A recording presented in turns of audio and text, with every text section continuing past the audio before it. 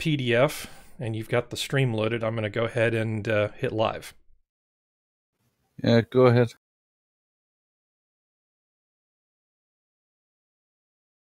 So in theory, we're live. In theory. In theory. I know there's some old saying about the difference between theory and practice, but and I think it's usually attributed to like it wasn't Babe Ruth. Who was the baseball guy that always had the great quips? Yogi Berra. Yogi Berra. But, you know, I mean, everything's either Yogi Berra or Mark Twain or whatever. It's too bad Fox isn't here to keep us straightened out. Anyway. That's a fair point. Hello, everybody. Howdy. So I'm Harry, and this is my buddy Sniper. And basically, we were having a chat in Not So Obvious's Discord about disaster preparation. And it occurred to me that maybe we should share our notes with everybody else. So I made up an outline, and I've been talking to Sniper about, you know, making this into an actual video. And, you know, maybe it'll help somebody, or if nothing else, we'll just do it for the fun of it. So we've never done this before. We're using several pieces of software I've never used before. So what could possibly go wrong? Anyway, do you want to introduce yourself? I'm not even going to touch all that. Hello, everybody. I am going to put out a couple of quick shout outs. First of all, thank you to my wife, because I could not ever do any of these for Liz or you or anybody else if she didn't take care of the kids. And second of all, if Discordia ever sees this, I'm inaugurating her coffee cup today. Outstanding. That's fantastic. So yeah, let's. I mean, I think probably, you know, before we get into it too much, I should probably say, you know, this is a big topic, right? You can talk about it sort of at a personal level. You can talk about it at a community level, region, country, planet. You know, there's a lot of different ways you can look at it. And I think, you know, we're kind of talking about more personal stuff, you know, like what's the stuff you can do, you know, for yourself, for your community, you know, that's kind of the focus there. There's not much I as an individual can do to make a planetary meteor defense system, you know, for example. So just, you know, just to kind of let people know what's going on, there's of this huge topic, I know a fair amount about communications. I understand power systems, food preservation. There's parts of it, you know, I mean, I know a little bit about the medicine side of it, but it's like a huge thing. So I thought maybe having a conversation with somebody who knows things that I don't know might be really, really handy. Well, I appreciate you think that I know things, but let's just start with the fact that you would get far farther on a meteor defense system than I ever would, and that just is what it is. More, I'm looking at this as a philosophical discussion of trying to make people wake up and engage their common sense and think about what are simple things and just stupid simple things that you do to make yourself much better prepared the next time a Katrina happens, or in your case, the next time a big San Francisco earthquake happens, what have you. Because well, even this past year, you know, Katrina is a good example, but even this past year, the Puerto Rico thing, they couldn't get to some people for weeks. Oh, absolutely. And it's, and of course, you know, it doesn't help when people try to make it be political as the first thing. It's like, you know, there's people suffering. Let's maybe look at the problem, try to learn from it, see what we can do to help them. It's fundamentally a hard problem when you've got a Category 5 hurricane bearing down on an island. You know, there's only so much stuff you can move. You've actually, with a Category 5, they have to actually get ships out of the way so they don't get destroyed by the hurricane. And then move back in. And that, all that said, politics are irrelevant to the fact that you just need to have in mind there are things you should be thinking about for if you have to go without a support network. And at this point, our country's social networks have broken down to the point that it's pretty much you're reliant on government networks, and they have proven to not be able to keep up. You can go deeper down this rabbit hole to the whole, I'm going to buy some land out in Timbuktu and bury a culvert in the ground and live in it because y'all are going to blow yourselves up. But I'm just talking about the simple, you have to acknowledge there is the decent possibility that support networks could decay and collapse around you temporarily. And what do you need to do to not die? Yeah, I don't think most people give this much thought because I try not to, be too evangelical about stuff, with people that I talk to. But I do try to say, hey, look, you live in earthquake territory. I'm talking about the people I deal with on a daily basis. How much water do you have stored? It's like, what exactly is your plan, for when things ultimately go wrong? I'm an earthquake survivor is kind of like the way I like to describe it. People say you're a prepper. Well, I mean, I guess I'm a prepper in a small p prepper kind of way in that I do make preparations. But, as an earthquake survivor, I understand what can happen, even on a smaller scale. So I lived through Loma Prieta. And that's, 7.1, what was it, like 20 miles underneath Aptos, which is on the Central Coast. And people talk about it like it happened in San Francisco. And San Francisco is like 80 miles away as the crow flies. And freeways were collapsing, people were dying, liquefaction was kicking in. People don't understand if that earthquake had occurred in San Francisco, how much worse it would have been. They just see the video of the World Series, where they stopped doing the World Series and they, they had an earthquake. So what? Well, it's like, it could be a lot worse than that. That is the most memorable thing of that is, that was what was Oakland was playing. Hell, I don't even remember who, and they literally stopped the game and evacuated the stadium. And that's when you start, the news channel started showing the where the double decker had collapsed on some people and what have you. And it's like, I didn't know exactly where it was. All I knew is it wasn't actually in San Francisco. From what my dad said at the time, if it had hit exactly at San Francisco, there wouldn't have been a San Francisco. Yes, there wouldn't have been a San Francisco. Well, I mean, the Great San Francisco quake was more substantial than that. If you actually look at the number of earthquakes, and I don't want to make this like, the earthquake stream necessarily, but if you look at the number of earthquakes, Alaska gets far more and much stronger. The Great Alaskan Earthquake, and I'm doing this from memory, was like a 9.1. And the Richter scale is actually a log scale. So a 9.1 is, 2 orders of magnitude more than a 7.1.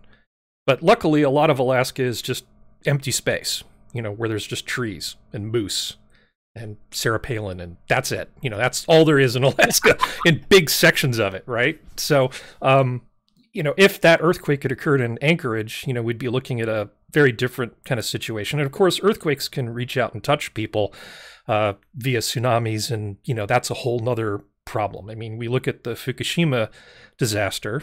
The Fukushima disaster was bad, but it was exacerbated by kind of human stupidity because people didn't put the think backup about generators in the basement.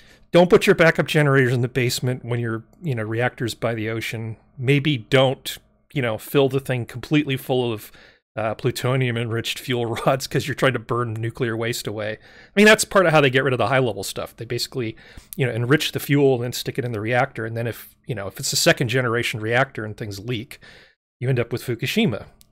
Mercifully, one of the best ways to deal with radioactive contamination is with seawater.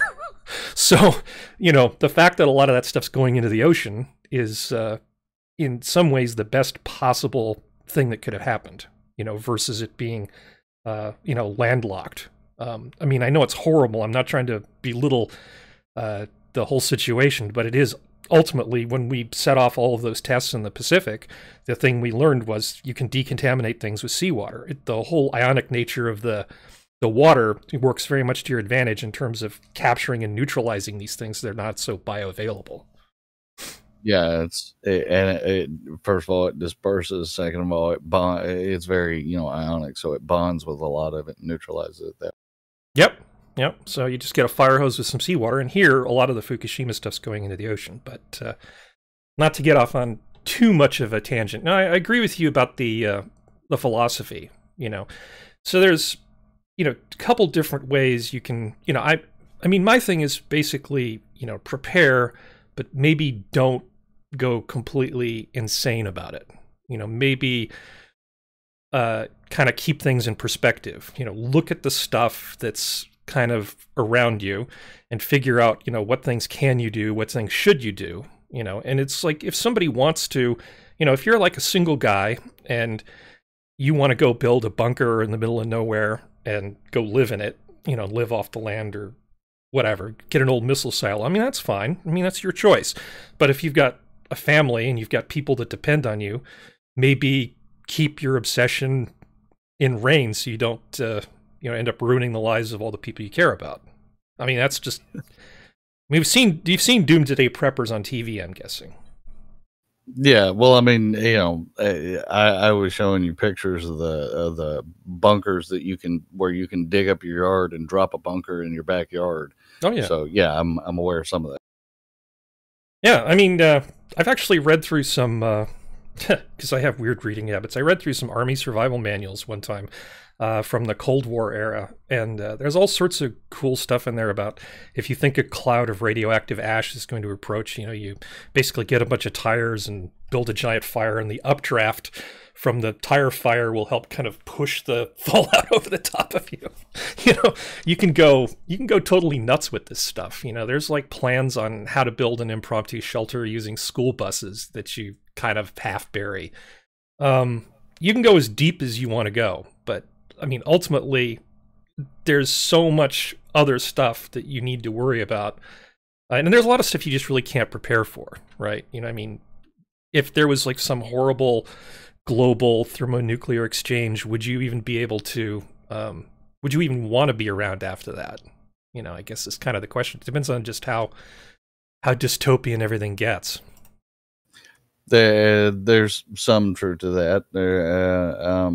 Once it goes that option, yeah. It's, what we're more worried about that could happen right now is the cultural things spilling out into a conventional, and that could be interesting. But once it goes full nuclear, then I do believe that somebody said there's enough bombs built at this point to fry the planet twice. So yeah, no, we're pretty boned at that point. Don't worry about it that much, unless you're Australia. Well, yeah, it's like I lived near one of the first targets that would have been hit for quite a long time. And if you live there, still pretty close to one, and you're base. Well, yeah, there's all the. I have a suspicion about where you live, but yeah, I understand. Yeah, there was a command control infrastructure place. Was it C3I squared? I can never keep track of all the military acronyms.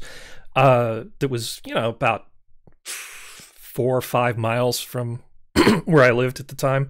It's like, you might as well just drive toward the thing. Just make it make it happen faster, because there's no way you're going to get away from it at that point. It's like that's a thing that you just have to accept when you live close to something like that.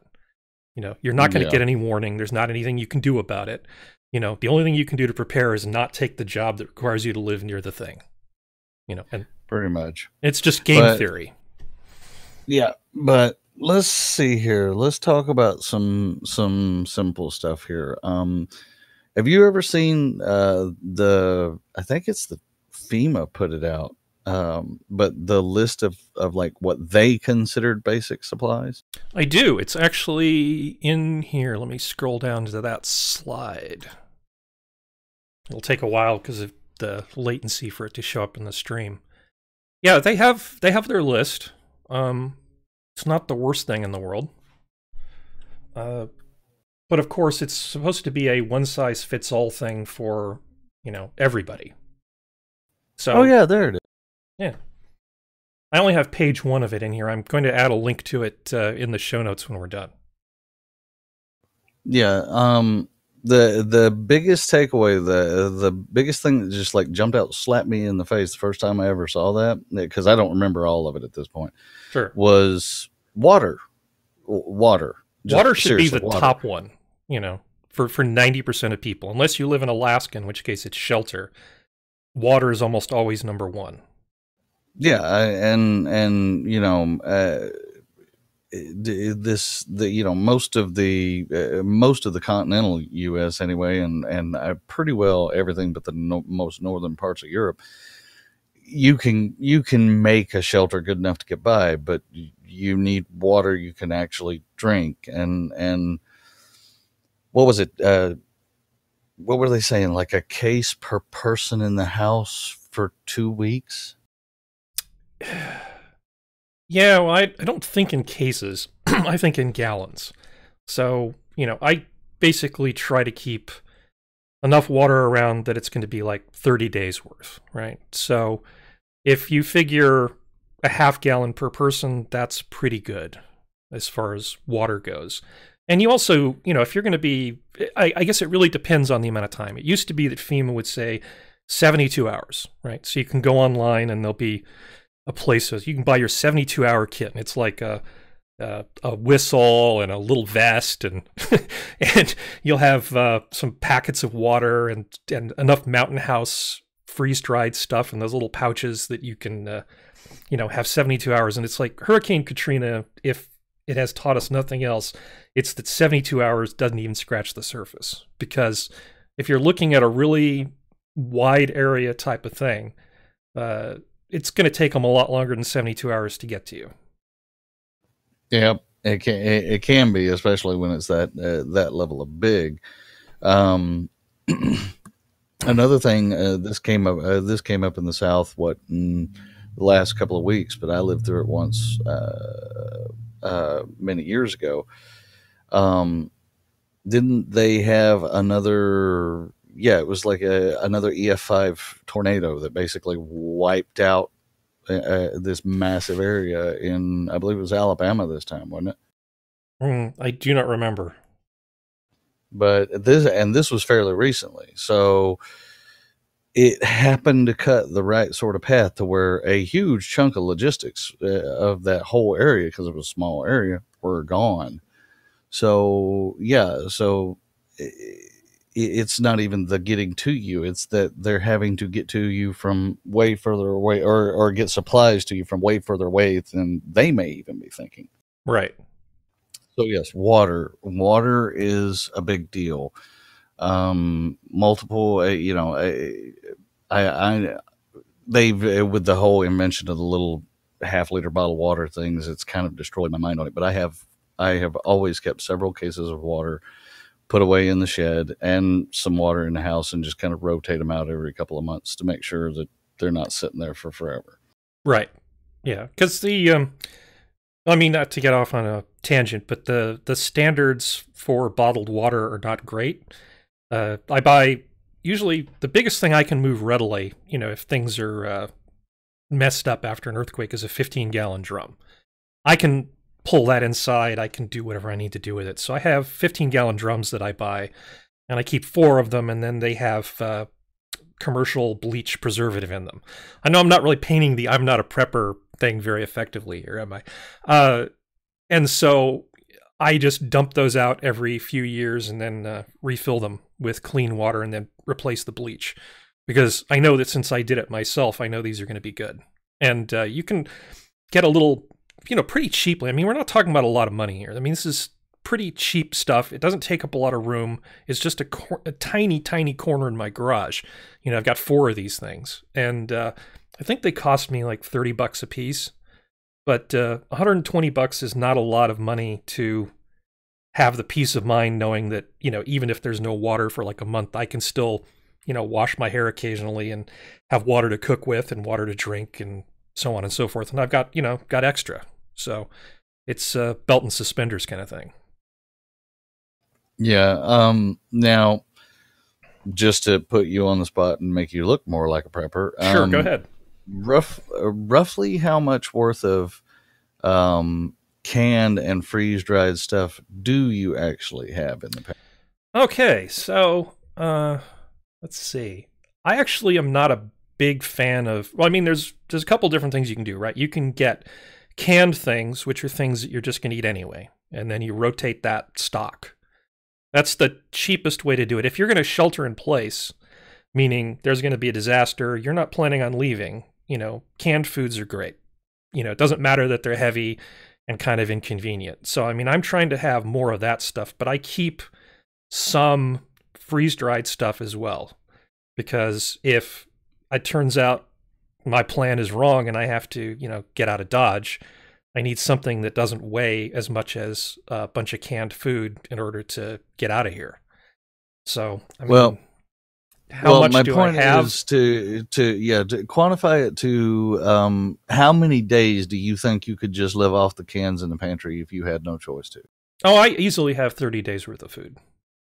Okay, you're Yeah. doing better than me because I think I only keep it at around, I figured, 2 weeks worth. It's when you're feeding four, it gets a little more complicated. Yeah, you have to scale everything up. I mean, canned food is not the greatest thing in the world usually. Most stuff doesn't taste great if you can it, whether you can it yourself or buy it from the food store. One possible way that, people can kind of provide for an emergency is you want to get stuff in a can that you can eat cold if you have to. Because, we're not talking about security yet, but you may not necessarily want people to know that you're well fed during an emergency, because not everybody's going to plan, and how close your neighbors are makes a difference, and how many of them there are. So you want something you can eat out of a can without heating it if you have to. Yeah, this is true, and this also brings us to where I become kind of the prepper, as I was discussing on the Discord. By the way, you may be suffering a little bit for bandwidth, or I may be. Let me check something real quick here. Now, it says I'm good, but you break up every once in a great while on me. Okay, sorry about that. I am a bug outer. I keep. Well, okay. Let me start this. Let me actually start this at stage one, just because I have a pet peeve I want to get off my chest, and you will enjoy this. Go So ahead. everybody knows I live in the Seattle metropolitan area at this point. Pretty much everybody who would be watching this knows anyway. So it is a bunch of ridges and valleys. This whole area is just a bunch of really high ridges and really low valleys. For example, where my house is right now, I am somewhere around 550 or 600 feet above sea level. And there is no way to move around the metro from where I am without going downhill. Okay. And it is literally a ridge. You drop off of a ridge. So I'll use the steepest one as an example. So the steepest drop from me to one of the valleys around me is only about 3/8 of a mile of travel, and you're going down to 35 feet above sea level from about 450 at the drop. Why on earth would you live in a place like this and not have 4-wheel drive? But they don't, and it drives me bonkers. I will not have vehicles that are not, at the very least, all-wheel drive. And yes, there's a difference, and no, I'm not going to argue with you about it. You don't need to argue with me. I similarly agree. But I mean, my whole point is, it was 3 weeks ago now, right? We had all the snow dump, 8 inches of snow, which they don't have the budget nor equipment to deal with, nor do they have equipment that can go up those great big bastard hills, until everything settles down. So they wind up having to close off a bunch of them. And here I am driving around the barricades because I can just go up this damn thing. And everybody else is looking at me like I'm a space alien from Mars. And so I can go wherever I need to go, do whatever I need to do, and nobody's going to work. Well, my work's open because I'm there to open it. So anyway, I'm a runner. I'm not a stayer because honestly, the thing that mostly makes me paranoid about the Seattle Metro is the whole Seattle and Portland are very crazy and our politics are unstable. And without getting too deep into who's on what side or whatever, if Trump wins again, I have a genuine concern that these two cities may just come unlatched. And considering I'm a libertarian, I don't want to be here when that happens. I'm one of the ones that'll get drug out in the street and shot. So I keep both our four-wheel drives full of fuel. I keep 12 bottles of water in both of the four-wheel drives and a couple of meals worth of the freeze-dried things. I've got a dinky tent in one and a slightly more substantial tent in the other one. And I already know where to flee to. I've already discussed, all I have to do is make it 150 miles and I'm at another person's house who lives in a much more libertarian friendly area and has said that, yeah, we can crash in their garage with the tents until things settle back down and we can go back home and find out what happened. Yes. Well, I think the thing that it's good. It's one of those things that's part of the plan, right? So you really need to decide: are you going to bug out, or are you going to bug in? And the how you plan is largely influenced by that. Like in terms of canned food versus freeze dried, for instance. Of course, freeze dried food assumes that you have water, because of course you have to rehydrate it. Yes. And of course, the in between thing between those things is MREs, and MREs are great, nasty, but very useful. Very, very useful. So, I actually keep some LRP rations in case I ever have to bug out. So I have some LRP rations around that I can use, which are long-range patrol rations for people who don't know about these things. So the Marines, when they or the SEALs, when they show up someplace, these guys are burning like 5,000 calories if they're in combat. They're humping over mountains with giant backpacks and carrying all this gear, and they don't really have time to stop and make a little snack. So they have food for them that's designed for, you don't have time to mess around with it, just eat this. And I have stuff like that, so they're like energy bars and things that have like a 5-year shelf life. But I don't spend a lot of money on that stuff because bugging out is not my primary plan. Not to mention that stuff it's really expensive for what it is versus just buying food that you can use and then you just rotate your stock and it's just part of your regular diet. Okay, a word on that though. A lot of the stuff that a lot of the like the energy bars and what have you, and that you can get across the counter, it's not that they won't hold; it's that they aren't wrapped as, oh my god, crazy, amazing. So if you buy a bunch of that stuff and then if you got one of the vacuum sealer things and vacuum seal it all in, it will hold just as long. And it's more or less it's the same concept. Probably doesn't have quite the punch the ones they have do though, because oh my god, let me tell you, they're nasty. But they're useful. Now I'll say this, it makes sense though with you because I'm a bug outer, but I'm mostly a bug outer. If they, Rainier being what it is, there is the possibility of it going off. Low possibility, but possibility of it going off. If it does, I'm dead, by the way. Or an earthquake being related to Rainier happening. I do have some supply for that eventuality, but the thing that I keep most up to date is the idea of bugging out across the mountains, to an area that is more socially and politically friendly to me. And in your case, being that your big concern would be earthquakes, it makes more sense that you would want to be a bug in, because assuming any part of the structure survives for you to hide in, that may be more than the infrastructure that's left around you. So it does you no good to be a bug outer every road has a 20-foot hole in it now. Yeah, exactly. You know, I mean, you can. So the thing about a lot of, well, I did put up an Emery shelf life chart. I don't know if you've looked at that recently, but in terms of things you can put in the back of your car, just as a side note, most, you know, if you live in a warm climate, it's not going to last very long. It doesn't mean that if you eat it, you're going to die. Rid of it like once a year. Well, I mean, actually, if the back of your car is like 120 degrees, if you're in Tucson, you've got 1 month of shelf life. They really won't hold up. Yeah.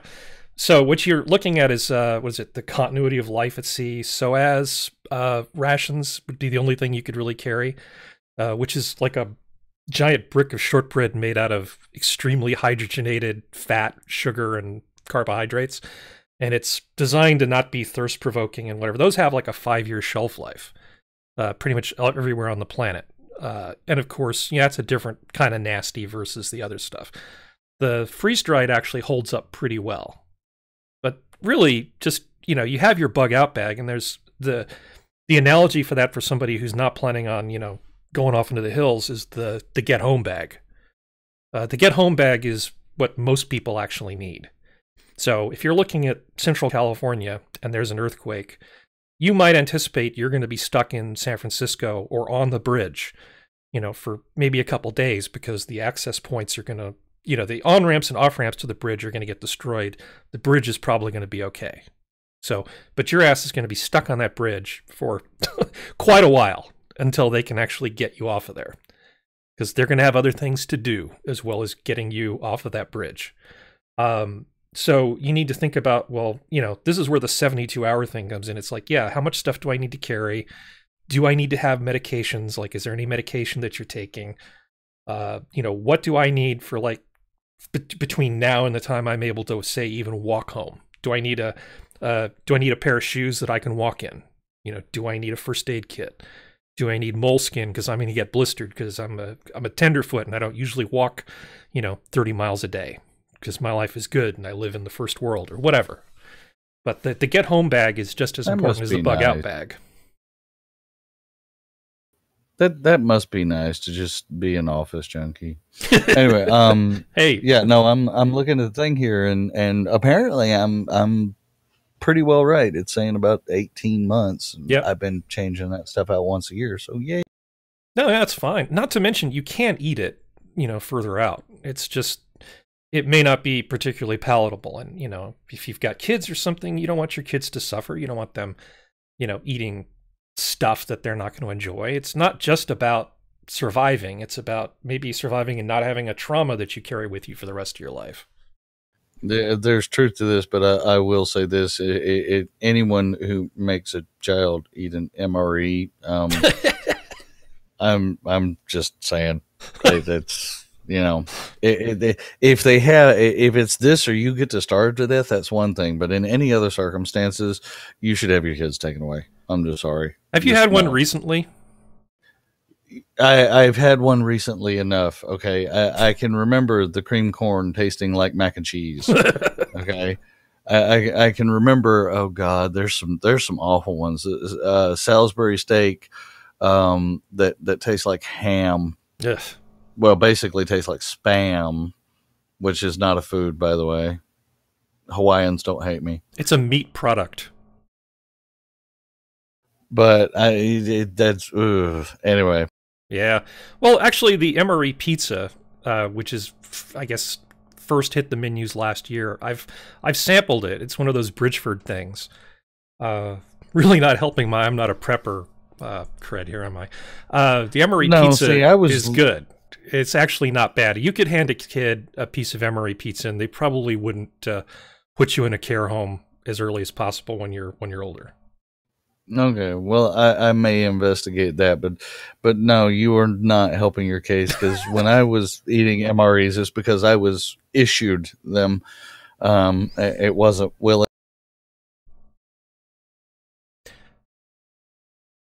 I think you just cut out for a moment. I said when I was eating MREs, it was that I was being issued it. It wasn't that I was doing it well. Absolutely. I got it. You're not helping your case. No. Well, it's it's a problem. It's like anything sort of worth doing is worth doing properly, right? So you have a question like, how do I make sure that after this earthquake, I'm going to have something to eat? So, you look into it and, read up, and a lot of people have good advice and a lot of people have really horrible advice. It's like if you're planning for to be the last person alive after the Great Plague, yeah, maybe you should buy a bunch of non-GMO, non-hybrid seeds so you can plant your garden. So you have some cilantro to go with your salsa that you're going to make from your garden vegetables. It's like, that's a level of planning I can't even think about. But, I've read up a lot on food preservation because, as you know, it's important. You look at Napoleon, right? Why did Napoleon fail so badly in Russia? Well, they largely just starved to death because they didn't really have good food preservation. They barely had potted meat, and they tried to invade Russia in the winter. And we all know how well that works out for crazy people. Food preservation is important because it's like anything else. It's a force multiplier. Having a really good gun is a force multiplier. Having troops that are well fed is a force multiplier. Anything you can do to enhance your survival, whether you're a civilian or in military, is probably worth at least looking at and figuring out if it makes sense.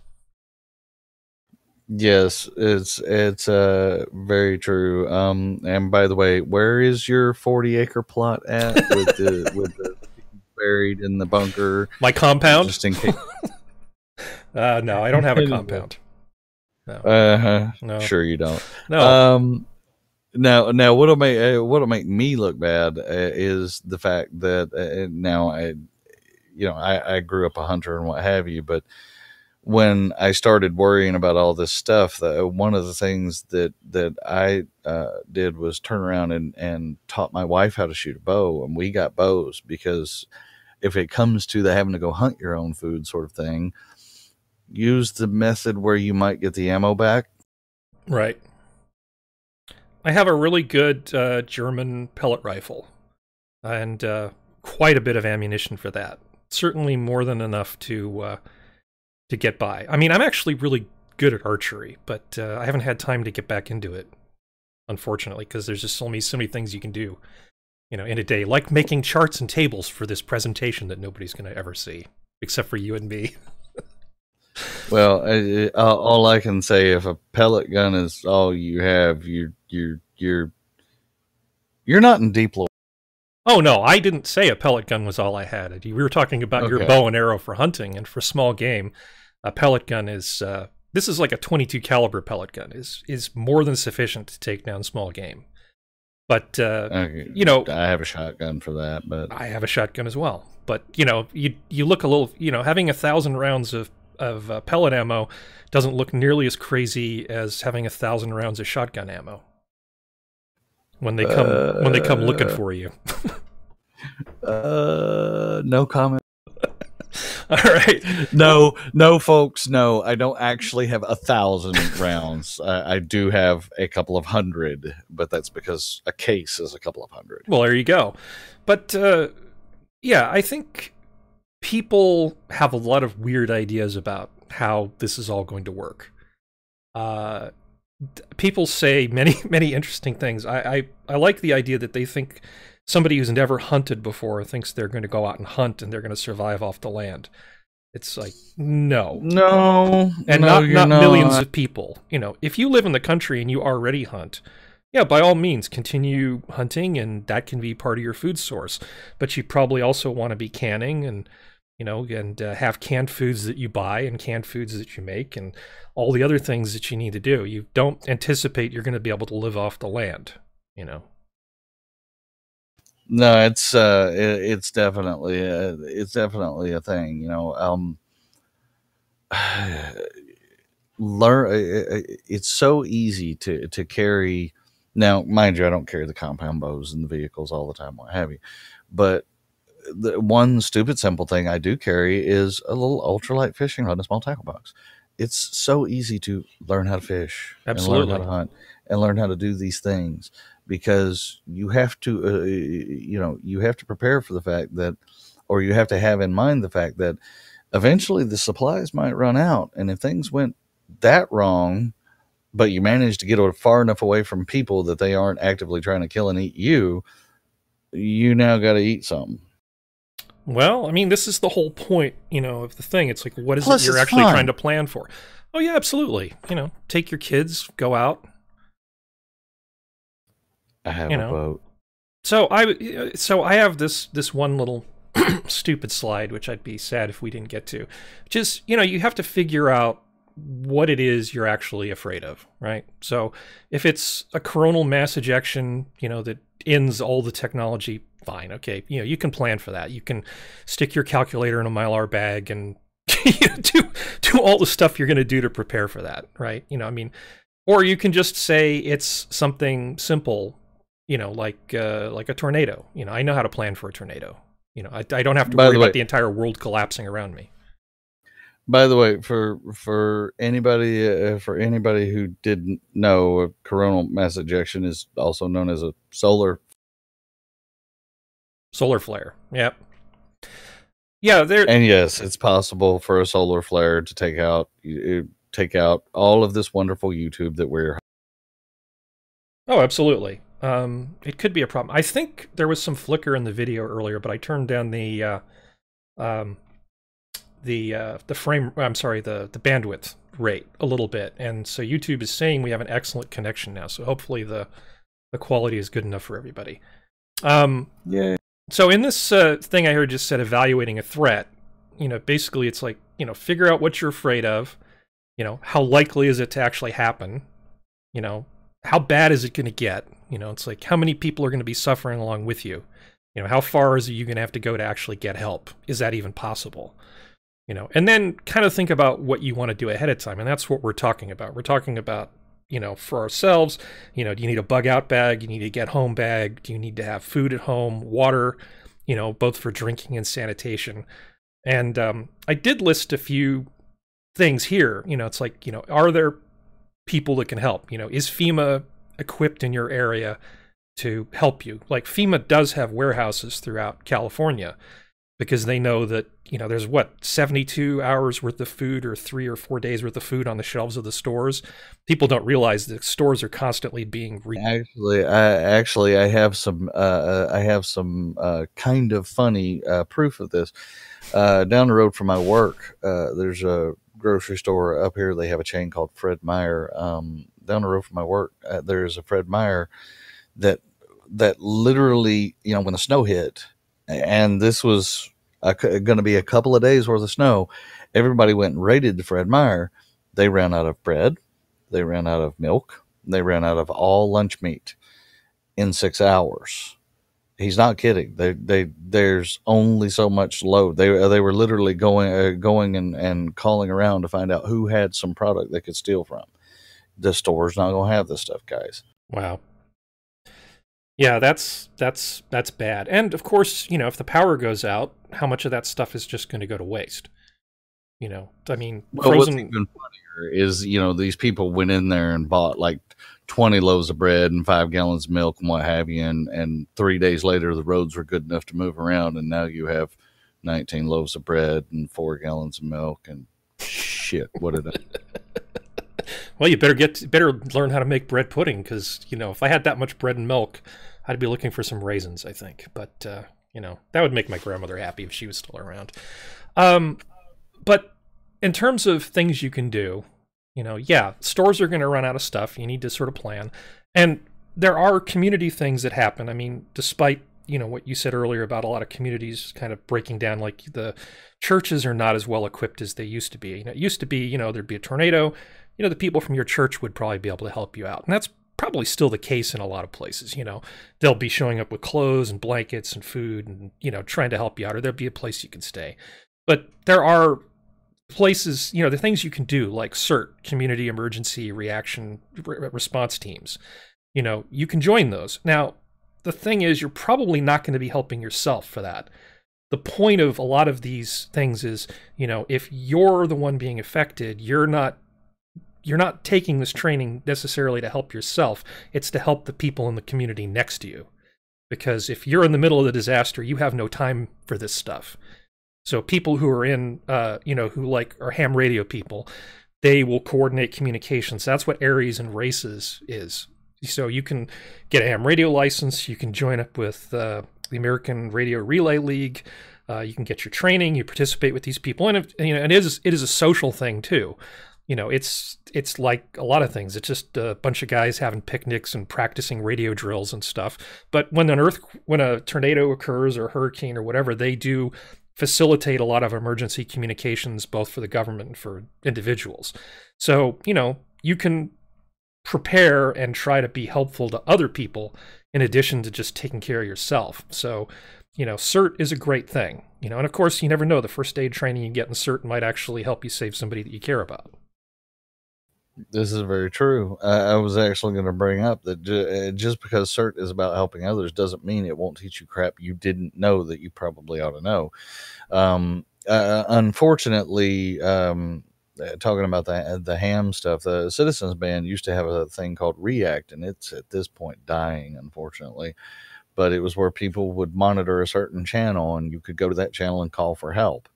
It was a great idea. It's unfortunately, as these systems are going away, it's less prepared or less monitored and less maintained, but it does still exist in certain areas. Honestly, this is something that's probably going to be stronger in more rural areas because it still has ties in those areas anyway. A lot of what we are going to see out here on the left coast, or even up in the upper northeast, is kind of a different world to the whole rest of the country. Yeah, people should not assume their cell phones are going to work. Their cell phones are very much not going to work unless they actually still have one of those sat phones. Yeah, so let's see. I think I have a communication slide, but I think we can just wing it. So in terms of communications, I think the best thing to do is to make it so that your plan doesn't rely on communications, if you can. So, if you've got people you care about, you just say, make sure people understand what the plan is, have a meeting point. They have to understand, okay, you get home by any means necessary. We'll meet at this place, all together, and then we'll go do whatever. If your plan involves being able to text people or call them on a cell phone to make arrangements about some impromptu meeting point, you're going to have a bad day. That's This is very true. Now, I did actually get communications equipment. I have CB radios. I've been talking on Citizens Band radio most of my life. They do have the little family radio things. Yeah, FMRS. 16 channel. Yes, there's FMRS and there's GMRS, which are basically FMRS are the little Motorola radios you can get at Costco in the blister pack of 2. And those are fantastic, but the range on them is relatively low unless you have a repeater nearby that you can work with. And figuring out how to use the repeater is a thing you do before the disaster, not during the disaster. Well, the big thing to note about that is the point I was getting ready to drive at is your cell phones are going to stop working, and any communications methods you are going to have, they're going to be what's called line of sight communications. In other words, if you knocked all the trees out between you and the person you're communicating, could you see them with a sight glass? If not, you can't talk to them with these forms of communication. You're going to go back to that. And so that's a definite consideration, especially for me. I live on ridges and in ridges and valleys, and so there is limited scope of these sort of communications, even more than normal. Oh yeah, absolutely. And everything is about cost, not just money, but the time you have to invest in figuring out how to do these things. So, GMRS, it's basically the commercial version of that. So you have to actually give the FCC $50. They give you a license. Then you're licensed to use the additional frequencies. The family radios are actually more often than not capable of doing all of them. Yes, but the family radio, the FMRS is freely open to the public. even though you are going to be line of sight limited, it's not a bad idea to have a pair of them, stashed away just in case. But Yep. do understand it's line of sight based communication. I don't even think FMRS will hook up to repeaters. I think it's only the commercial one. Yeah, the GMRS would be the way to go. I mean, it's $50. You get the license. I think it's good for the whole family. I don't think it's tied to an individual. But then you need to become part of the group, because these are all privately run, very, very ANCAP kind of things. So, they get space on a mountain, they put up a tower, or they share space with somebody else. There's backup batteries. You have to volunteer your time typically, because it's kind of a community thing. So, they expect you to be part of the community in terms of basically paying and helping out to keep these things running. And of course, you have to know how to use it. None of this is going to happen after a disaster. This is all stuff you have to do ahead of time. It's not terribly expensive in terms of money, but it is expensive in terms of time, because it's not a zero entry thing compared to a sat phone, which is anybody can use one. It's very, very simple, but it costs a ton of money on an ongoing basis as well. If they even still, do they still even make them outside of selling them to big businesses? Oh no, they absolutely do. I mean, you're like, they're like, the iPhone's like $800. They were like $1,500 for these things. They're ridiculous. Well, you can get relatively inexpensive satellite phones. The problem is the the amount of money that it costs, right, to get the minutes. And oftentimes dialing out is not a big deal, but anybody calling you costs a small fortune. Yeah, okay, now that would be a killer.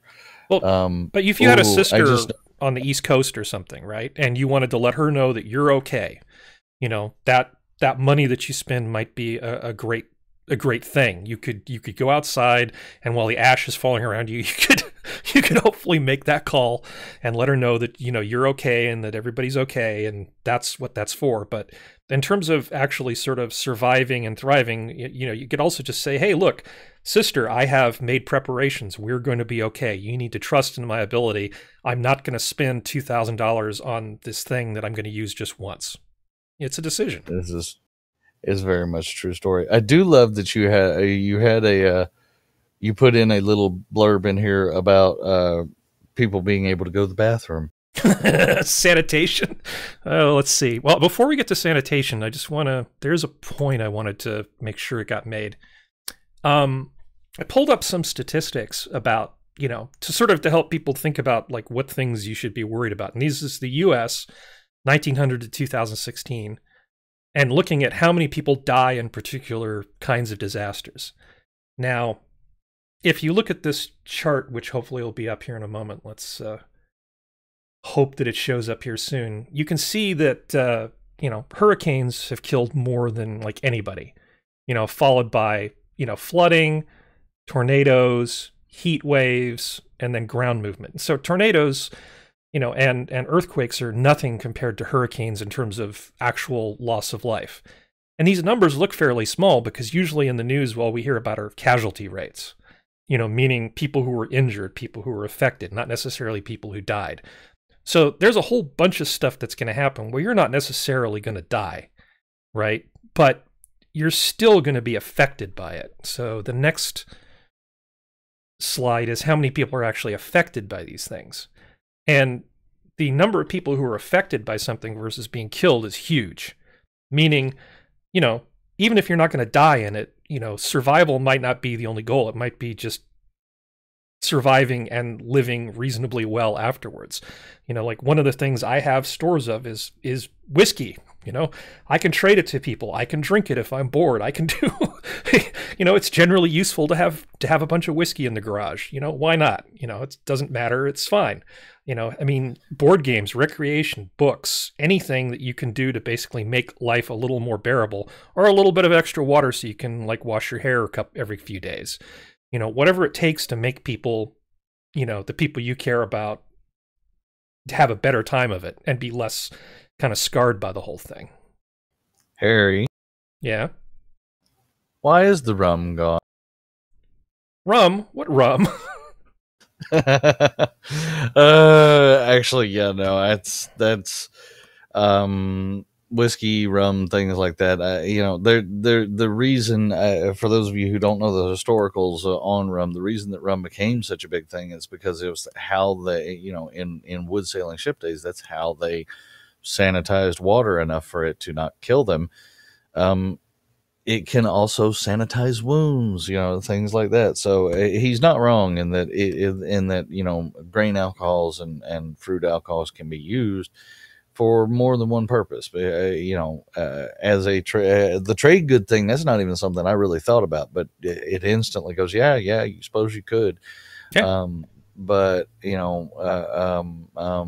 first aid's a big one. And of course, entertainment. There's all sorts of jokes about that, but yeah, it's a triple threat. I didn't even think about the third one until it came out of your mouth. Yeah. Well, it's also food. It's also a source of carbohydrates that's shelf stable. A long time ago when water was horrible and people didn't have refrigeration, what do you do with all the excess apples? You make it into cider, you make it into brandy. It wasn't just about recreation. I mean, things like alcohol they're tools, they're things you use to survive, and to keep your spirits up, because people who have bad morale make poor choices. And when you make poor choices, sometimes you can end up dying after something occurs just because, you're not behaving rationally. But a good source of carbohydrates is a good thing to go. You could make an argument that you could live a fairly long time on game meat and whiskey because you get your carbohydrates from the whiskey, you get your protein from the game meat, it's all good. It's you really, really aren't helping your case. Well, yeah, probably not. But it's fine. It is what it is. So you were mentioning something a moment ago. I think it was about sanitation. And let me see if I can. One of the problems with this system is I don't have a good way of getting between slides and figuring out which ones we're looking at. Okay. Yes, sanitation is a big deal. One of the things that, will happen in a bad disaster like an earthquake is the water is going to stop flowing. Flush toilets stop being a thing. And this is very much true. And if you don't live next to a creek or stream or something, you're not even so much as going to be able to get a bath. Yep. Yeah, it can definitely be a problem. So having a lot of trash bags is a good thing because there's not going to be a trash pickup. Keeping things like vinyl gloves so that when you're cooking something, and you're cleaning something, you're dealing with whatever the mess is, you don't have to wash your hands afterwards. A pair of plastic gloves saves you how much water? The basic sanitation stuff. There's no reason to be washing plates and mess kits when you have paper plates and trash bags, for instance. So if you're bugging in, you have all kinds of options about stuff you can do. Bugging out does make this a little bit more complicated because of the storage space, in any given vehicle is limited. But yes, having a pack of just the Curad rubber gloves, very important because you can still make sanitary food even when you are nasty as hell because you haven't been able to bathe. One thing that's very underrated as far as hygiene goes is, and of course I've got little kids, so I'm covered on this front. Baby wipes. Just having the ability to wipe your freaking armpits and what is it? Butt balls and armpits every day with some damn baby wipes will make you at least tolerate the world better because you will feel at least a little bit human. Oh yeah, absolutely. Bug spray is another one. Sunscreen. There's a lot of crossover between these categories, but not being eaten by mosquitoes is a good thing. Not getting horrible sunburn is a good thing. So yes, I talked about, especially when your children rub. Yeah, exactly. You're a little kid, you don't have a lot of hair on top of your head, pale skin. You don't want to be frying your kids in the sun, so you want to make sure they have a hat, that they have sunscreen, they have the things they need. And, there are wipes that you can use to keep yourself clean that are basically fancy versions of baby wipes. They actually make some that I think they give the Marines. They're called hoo-ahs or something, and they come in like a little camouflage packet. Anyway, That yes. that postdates me, but yes, they do exist. Yeah. So, morale, hygiene, sanitation, these are all things. And of course, uh, I would even argue one last thing on this. I will even argue that being able to keep at least tolerable hygiene is a part of morale, because if you all stink to high hell, if your family of 4 to 5 people all stink to high hell, you can't stand to be in the same damn room with each other. Where if you've at least got enough of something to keep you from stinking, you're more willing to sit down and try and interact with each other and what have you, and stay peaceable. And especially if you're a bug inner type and you're trapped in some spot because you can't get out because all the roads fell away, well, you're going to need to be able to tolerate each other. yeah, yeah, absolutely. And yeah, I mean, it's just basic common sense type of stuff. But unless you stop to actually make a plan and think about it, then it's not really common sense, is it? It's just like hey, after the thought, I really wish I had done this. I really wish I had more water. I really wish I'd packed some sunscreen. I really wish, et cetera, et cetera, et cetera. And that's kind of the whole point of this exercise, so you don't ever have to get in that position. Yep, and I do love that you talked. That you have been talking a little bit about board games, even though we've been glossing over it. A deck of playing cards. Oh my god! Because for a bug out, a room is an issue, right? But a deck of playing cards. There's just so much you can do with just a deck of playing cards. Yeah, absolutely. And then let's see. One of the things I didn't want to forget is the pet situation. So people have pets, and it really infuriates me when people say something along the lines of the following: "My pet is a natural hunter. I'm just going to turn them loose and they're just going to fend for themselves." Yeah, it's a great plan. It's not going to work. And not to mention, you don't really want dogs going from being family pets to animals that are hunting in a pack. We don't want packs of hungry dogs wandering around making life difficult for the humans. So maybe don't just let your dog loose to go hunt. Maybe instead pack 30 days worth of dog food or whatever is consistent. So, just make sure that you plan for them like you do for the other people in your family. This is very true, and of course it depends. There's some pets that like I'm sorry, but your goldfish is probably going to bite it. But it is possible to keep a dog with you. Cats, to a point, they're a little bit more problematic, but that can be managed. And you're right. Yeah, they can be set loose, and yeah, they've got a 50-50 chance of making it. But if everybody does that same thing, now they are going to eventually start turning on people who are just trying to make it. Yeah, which isn't good for anybody. All right, well, not to belabor that point too much further, you've generally seen the outline, and we could probably talk about this for a hell of a long time, but is there anything else you'd like to sort of point out? Or anything you'd like to say? I do like you brought up in your outline. You brought up light, as in like in my case, I have headlamps in all the vehicles, and one set of spare batteries for every headlamp. That's a good thing. But there are other basic toolkits that in a longer discussion we'd probably get into. Um, uh, Basically, the way I have my car set is like I could go on a 3-day camping trip at any moment. All I need to do is grab some clothes and go. And that involves a certain amount of tools. That involves things like having a headlamp so that you can do work in low light. Having basic first aid supplies, and you talk about first aid. Yeah, a lot of first aid you can do, but there's certain first aids that, unless you've had an interesting life like me, you ain't gonna know how to deal with it. So there's no point in trying to carry the very expensive supplies for that, because, well, it wouldn't work out anyway. Plus, they expire.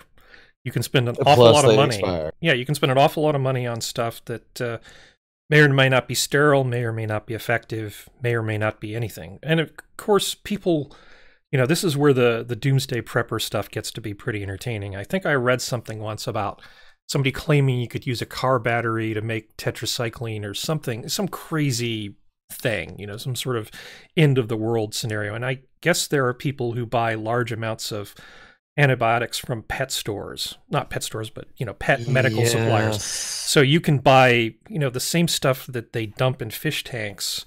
Essentially it's Cipro. You can buy Cipro, you can buy amoxicillin, Keflex, I don't think you can get any of the gram-negative stuff, which obviously would be really good to have. But really, if you need medications to survive, if you have a medication you should be taking, you need to try to make arrangements with your doctor and your pharmacist to get what you need. The insurance companies are messing all this up because, of course, they want to do this whole just-in-time delivery thing where, you get a thing in the mail a day before you run out of your blood pressure medicine. And that just doesn't work in an emergency scenario. If you actually need something to live, you have to either get some samples from the doctor or work something out or pay for it out of pocket. Whatever it takes, you need to make sure you've got that medication on hand. I was actually going to bring that up. Diabetics need to learn. Diabetics need to study how to live without the damn drugs, because the reality is what you're saying is exactly right. You will run out of supplies very quickly when it comes to a diabetic, and I'm sorry, most diabetics are going to kick the bucket, but there are ways for them to very closely manage it. A lot of it's got to do with being extremely picky on their food intake. Learn how to do it. Learn how to do it, even though it's obnoxious to do and difficult to do. Learn how to do it, or you're going to get it in this kind of situation, because you just can't get enough supplies, not for your illness. Yeah, well, diabetic is particularly bad because if you're talking about an insulin shot, it requires refrigeration. So even if you do stock up, it's extremely perishable. But and there's only so much dry ice and being able to keep it cool that you're going to. Well, I mean, you could, get a solar panel and a camp fridge, and you could theoretically keep it that way. And if that's what somebody wants to do, one of those small Peltier thermoelectric things like you'd use in a cab of a truck hooked up to a solar cell and a battery, you could certainly put something together. It would cost you a few $100, but you can't do it after the fact. You are still not helping your... I'm very good at solving problems. You give me a problem, I'll try to come up with a solution. It might be ridiculous, but I'll come up with a solution. But ironically, it would work. But yes, no. I think the thing that we have learned from this is Harry is definitely a prepper and hiding it very poorly at this moment. Yeah, it's sad. I'm still going to stick with, when I think of preppers, I really do think of the Doomsday Prepper types.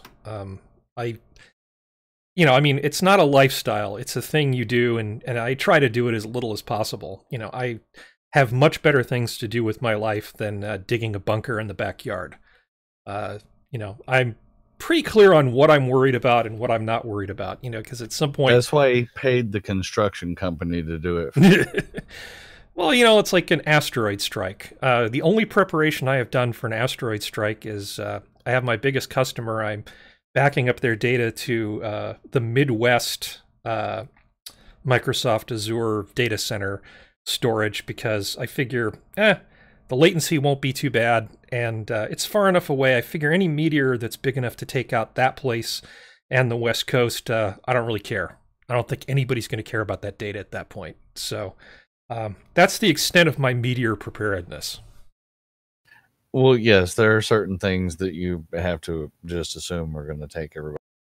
You got to unclench at some point and just live your life and try to enjoy it. Very true. Let's see here.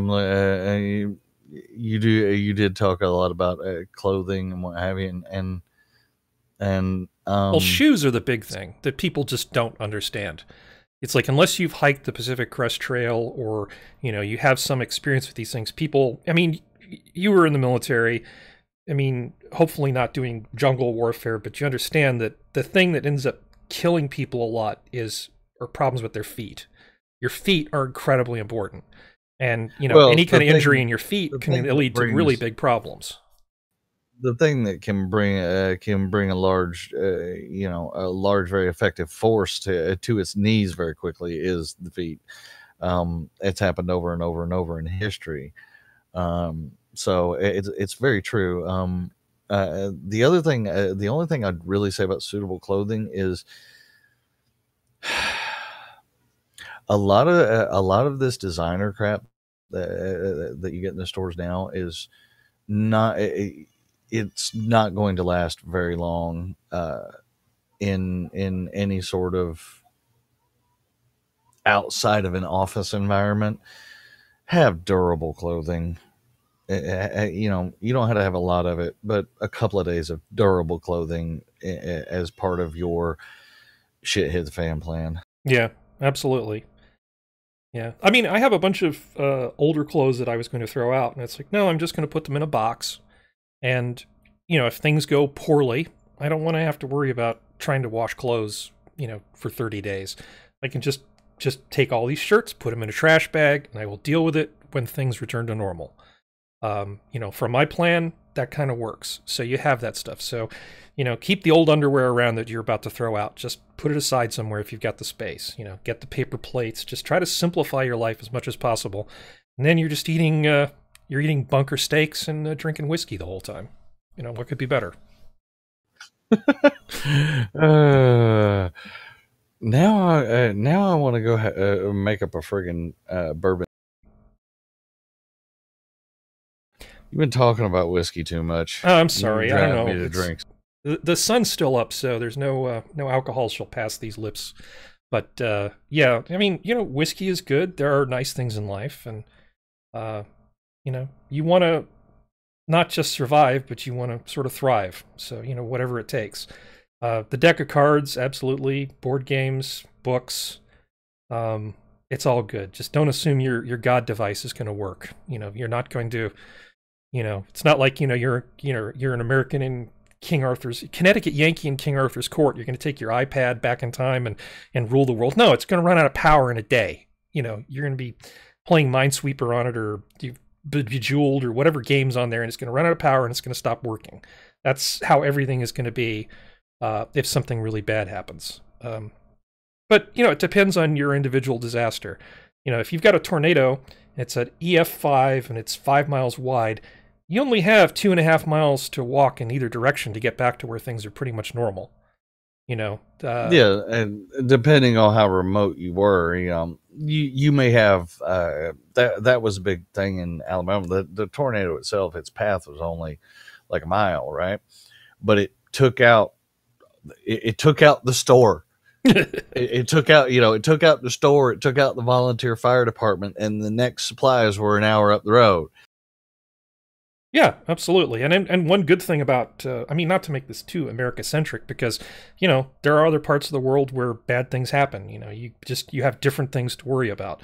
And the decision-making isn't really all that much different. But the U.S. is largely decentralized. We don't use rail as much as some other places. So, we can put things on big trucks, we can put things on smaller trucks, we can build bridges over things that break. The Army Corps of Engineers is extremely resourceful. Despite all the gloom and doom stuff, we're really good at making sure that stuff gets where it needs to go most of the time. And eventually. So, if you look at a lot of the Cold War planning stuff that people were working on, this was one of the reasons why, people were thinking, oh, we would probably do pretty well in an exchange with the Russians, or the Soviets, excuse me. Because different kinds of command and control structures, different ways of distributing things, different, so on and so forth.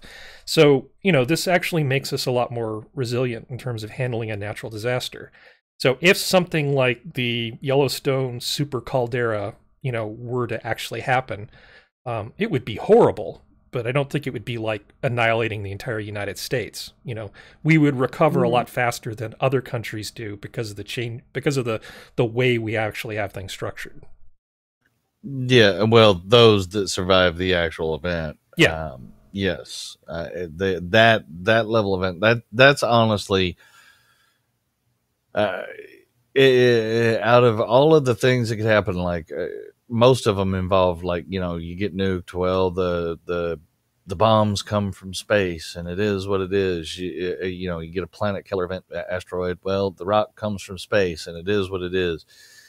The one that is kind of spooky to think about, Yellowstone's caldera is so big that there's a very large chunk of the United States that's bubbling under you technically, and that one kind of that one kind of twigs me.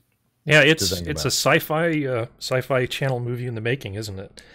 But they did it. They made the sci-fi movie. They've made a bunch of them. But, I mean, asteroids. I'm not saying you're not going to get hit by an asteroid. I'm just saying you probably won't get hit by an asteroid. If you look at how often these things happen, there are small asteroids, that cause real damage, like almost sort of in the kiloton yield type of range, that hit every 100 years or so. The Tunguska event was not really that long ago. That was probably a cometary fragment. And if you look at what that blast was, it was insane, but luckily, 3/4 of the earth is water, and a lot of the land isn't really populated. If something like that were to hit a urban area, it would be just a catastrophe that you couldn't really possibly plan for. There'd be nothing you could really do about it. I'm going to choose to, for my own sanity, not lose sleep over things like that. Yeah.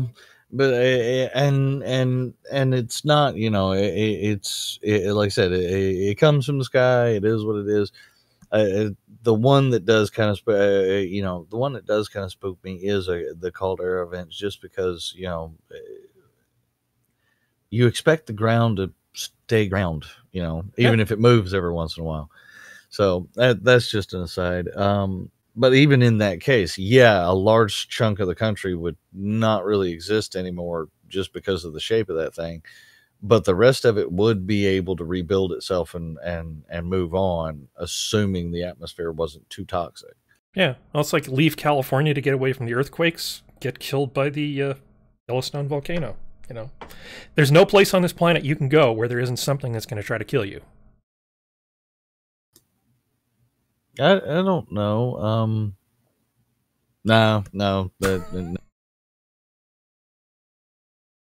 Yeah. All right, so we're running on what, like an hour and a half? We have gone an hour and 20 minutes, and we could talk for another 5 hours, but I don't think there's any need to. I'm going to put a bunch of links in the show notes for people who are interested. I'll include the FEMA thing and whatever else comes to mind. So if you have any ideas, let me know, and I'll add them after the fact. But I appreciate you coming on with me and humoring me and talking about gloom and doom.